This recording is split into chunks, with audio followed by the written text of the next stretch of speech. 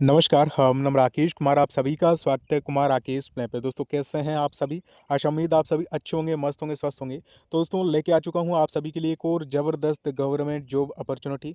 देखिए दोस्तों आप सभी ने देख लिया होगा कि भी ईएमआरएस में आपकी जो है वो नॉन टीचिंग पोस्ट पे काफ़ी सारी पोस्ट पे वैकेंसीज आउट हुई है।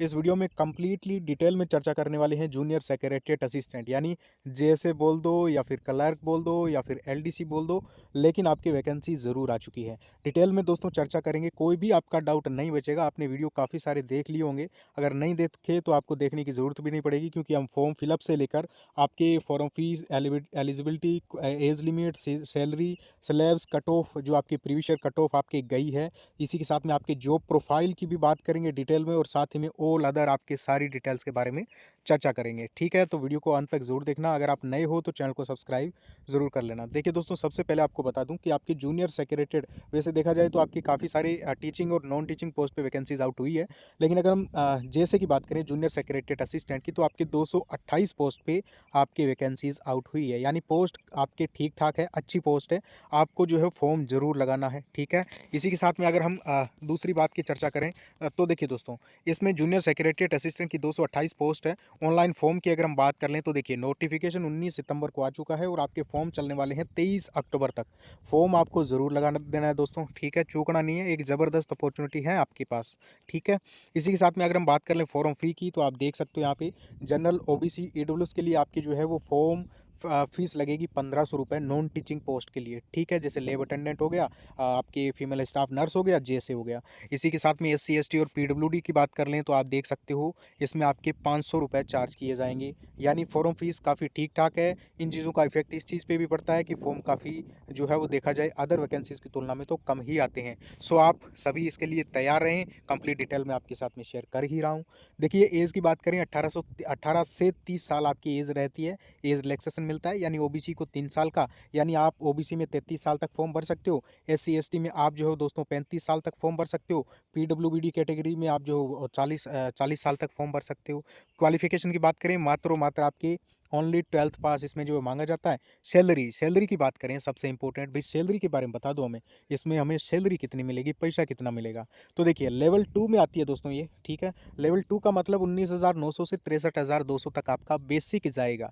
ठीक है, अब देखिए डीए, एचआरए और अदर अलाउंसेज इसमें ऐड होते हैं। डीए अभी चल रहा है, ठीक है, उसमें आपके ये मान के चलिए साल में 2 बार बढ़ता है, तो आपके जॉइनिंग तक ये लगभग 2 बार और बढ़ जाएगा। तो आप मान के चलिए दोस्तों आपकी सैलरी जो है 36,000 रहने वाली है। ठीक है, 36,000 सैलरी आपको जो है मिलेगी।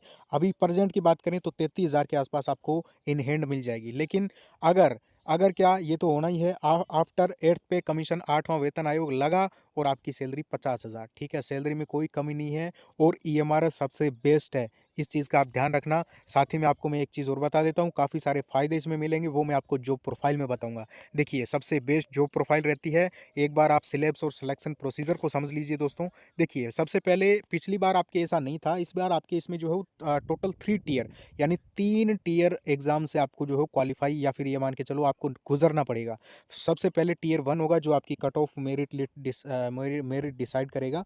इसमें आपकी रीजनिंग आएगी दोस्तों, 25 क्वेश्चन आएंगे 25 मार्क्स के। ठीक है, क्वांटिटी एप्टीट्यूड जिसे आप मैथ बोल सकते हो, 25 क्वेश्चन 25 मार्क्स के रहेंगे।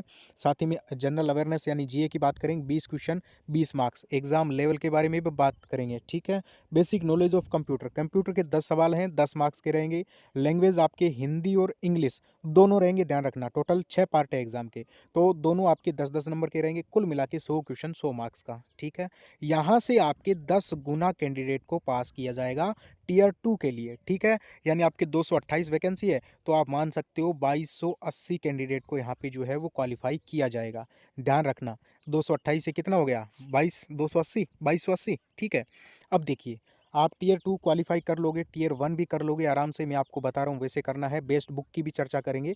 देखिए ओनली आप ये मान के चलिए कि टियर 2 में आपके जो है वो डिस्क्रिप्टिव रहेगा, यानी लिखने वाला, हाथ से आप लिखोगे, और पेपर आपका ऑफलाइन ही रहेगा, टियर 1 और टियर 2 दोनों। अब देखिए इसमें आपके नंबर ऑफ क्वेश्चन आप यहाँ पे देखिए, ऑब्जेक्टिव रहेंगे 40 क्वेश्चन, और आपके डिस्क्रिप्टिव रहेंगे 15 क्वेश्चन, टोटल 55 मार्क्स के। ठीक है, इसी के साथ में अगर हम बात करें तो टोटल आपके ऑब्जेक्टिव जो है वो एक ऑब्जेक्टिव 1 नंबर का रहेगा, और आपका जो डिस्क्रिप्टिव 15 है ये आपका रहेगा एक क्वेश्चन 4 का, यानी टोटल हो गए 60, ठीक है। यानी डिस्क्रिप्टिव में एक क्वेश्चन जो लिखने वाला है वो रहेगा 4 नंबर का, और ऑब्जेक्टिव एक क्वेश्चन 1 ही नंबर का, तो आपके टोटल हो गए 100 मार्क्स, ठीक है।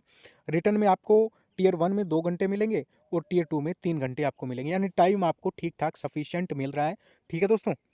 अब देखिए, यहाँ पे आपके 3 गुना कैंडिडेट को क्वालिफ़ाई किया जाएगा। 228 का 3 गुना कैंडिडेट यहाँ पे क्वालिफ़ाई होंगे। आप ये मान के चलिए दोस्तों कि यहाँ पे आपके कट ऑफ काफ़ी कम चली जाएगी इस बार, बिल्कुल कम चली जाएगी, क्योंकि 2 टियर क्वालिफ़ाई करने हैं। काफ़ी ज़्यादा नंबर वाले भी रह जाएँगे, काफ़ी कम नंबर वाले भी पास हो जाएँगे टियर 2 में, तो फिर वो टियर 3 में चले जाएँगे। यहाँ पे आपको टाइपिंग टेस्ट रहने वाली है। टाइपिंग टेस्ट में इंग्लिश में आपका रहेगा 35 वर्ड पर मिनट, हिंदी में रहेगा 30 वर्ड पर मिनट। टाइपिंग आप इजीली क्वालिफाई कर लोगे। इसी के साथ में आपको मैं एक बार बेस्ट बुक के बारे में बता देता हूँ। बेस्ट बुक आपकी कौन सी रहेगी, तो देखिए दोस्तों, अभी मार्केट में आपको बहुत सारी बुक्स दिख रही होगी, लेकिन मैं आपको बता देता हूँ। कंप्लीट सिलेबस के अकॉर्डिंग आपके किरण आपके जो इंस्टीट्यूट की बुक है, ये आप मैं बटन में लगा रहा हूँ, ये आपके लिए सबसे बेस्ट है। दूसरी आर गुप्ताज की जो आपकी बुक है, इन दोनों में से कोई एक बुक ले सकते हो, टियर 1 ईज़िली क्वालिफ़ाई हो जाएगा। दोनों ही आपके बेस्ट, आपके हम बोल सकते हैं पब्लिकेशन है, जो आपके ईएमआरएस, केवीएस, एनवीएस और अदर जितनी भी वैकेंसीज़ आपकी आती हैं, उन सब के लिए बुक्स निकलती है इनकी। तो कोई नया नहीं है, ये सबसे बेस्ट बुक है, इनको आप परचेज़ कर लीजिए। आप टियर 1 ईज़िली क्वालिफ़ाई कर लोगे। कंप्लीट सिलेबस में जो है वो दोस्तों डिस्क्रिप्शन में डाल रहा हूँ, आप वहाँ पे चेक कर लीजिए, ठीक है। टेलीग्राम पे आप जो है एक बार डिस्क्रिप्शन में लिंक डाल रहा हूँ टेलीग्राम का, वहाँ से जुड़ जाइए। लिंक बटन में आपके बुक्स का मिल ही जाएगा। और साथ ही में दोस्तों एक बार जो है हम कट ऑफ की बात कर लेते हैं, आपके कट ऑफ को डिस्कस कर लेते हैं। तो देखिए दोस्तों, पिछली बार आपके टोटल 130 नंबर का आपके जो पेपर हुआ था, उसमें से आपकी ये कट ऑफ गई थी। यूआर के आप देख सकते हो 101.25, एंड आपकी ईडब्ल्यूएस की 97.5, OBC 95.5, SC 91.25, ST 87.5, and OH category की थोड़ी हाई थी 91.25। इस बार के टारगेट की बात कर लेते हैं, तो 100 नंबर में से आपके इस बार का टारगेट 75 अगर रहता है तो गुड टारगेट है, बेस्ट टारगेट इस बार का रह सकता है। वैकेंसी कम है, फॉर्म भी कम आएंगे। इसी के साथ में जॉब प्रोफाइल की बात कर लेते हैं, तो समझिए इस चीज़ को कि ईएमआरएस एक आपके स्कूल है दोस्तों, और स्कूल में जैसे कंप्लीट कैंपस है। इस कैंपस में अगर मैं आपको बात बताऊं, तो देखिए इसमें आपके जो है वो बच्चे भी पढ़ते हैं, टीचिंग स्टाफ होता है, आपके नॉन टीचिंग स्टाफ होता है, और ये इसका जो है गेट रह गया स्कूल का, ठीक है। इसमें आपके जो रहने के लिए भी क्या होते हैं दोस्तों, घर होते हैं, यहीं पे स्टाफ रहते भी हैं। वो अलग-अलग इंस्टीट्यूट पे अलग-अलग डिपेंड करता है कि आपकी जो कहाँ पे आपकी पोस्टिंग है, वहाँ पे किस प्रकार की फैसिलिटी है। हालाँकि रहती है सारी चीज़ें। अब मैं आपको बताता हूँ, इस स्कूल में एक ऑफ़िस होगा, और उस ऑफ़िस में जो है वो एक क्लर्क होगा, और वो आप होंगे, ठीक है। एक से ज़्यादा भी हो सकते हैं। इसी के साथ में दोस्तों मैं आपको बता देता हूँ कि वहाँ पे आपको क्लेरिकल वर्क करना है, यानी कंप्यूटर आपको मिलेगा, आपको एक चेयर मिलेगी स्पेशल, आपको एक कंप्यूटर मिलेगा। वहाँ पे क्लेरिकल वर्क मतलब कोई भी लेटर हो गया, ऑफ़िशियल लेटर हो गया, लेटर किसी को भेजना है, मेल भेजना है, कोई रिप्लाई करना है, ठीक है। कोई भी आपको जो है वो नोटिस निकालना है, या फिर आपके स्कूल से रिलेटेड कोई आपको जो हो टाइपिंग का वर्क हो गया, समझ गए ना, यही वर्क रहेगा। नो वर्कलोड, वर्कलोड बहुत ज़्यादा बिल्कुल नहीं रहेगा। आपके ऊपर यूडीसी भी होंगे, आपके ऊपर असिस्टेंट सेक्शन ऑफिसर भी होंगे। इसी के साथ में दोस्तों आपको ऑफिस मिलेगा ही। और आपको मैं बता देता हूँ, नॉर्मली नो हार्ड वर्क आपको नहीं करना है बहुत ज़्यादा। और साथ ही में आपको जो है वहाँ पे घर भी मिल जाएगा रहने के लिए, फैमिली को रख सकते हो।